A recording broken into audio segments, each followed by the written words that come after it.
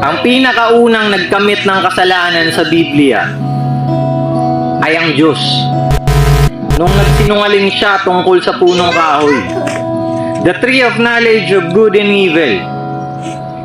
Ang sabi niya kay Eva at Adan, huwag na huwag niyong gagalawin ang bunga ng punong kahoy na nasa gitna ng halamanan. Dahil sa araw na kakainin niyo ang bunga nito, kayo ay mamamatay.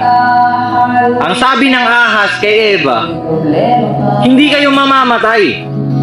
Mamumulat lamang ang mata nyo sa kung ano ang mabuti at masama. Magiging kawangis nyo ang Diyos. At yun nga ang nangyari. Kaya ang pinakaunang nagkamit ng kasalanan sa Biblia ay ang Diyos. Sabi mo dun sa video? Dalawa po kasi ang uri ng kamatayan.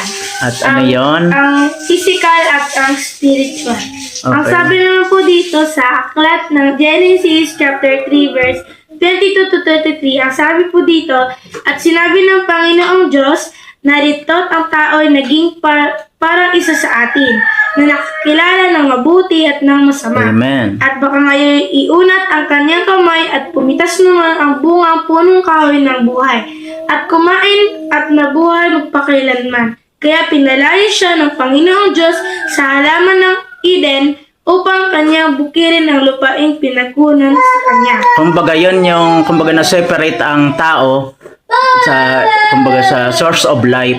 Kumbaga, spiritually na-separate. At ano naman yung physical death?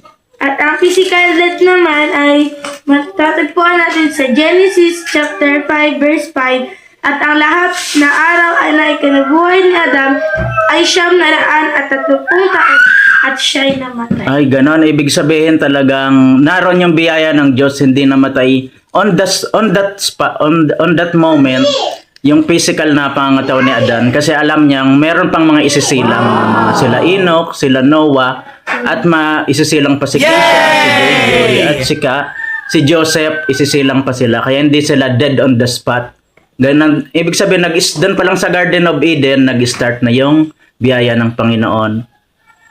Anong masasabi mo naman, Joy?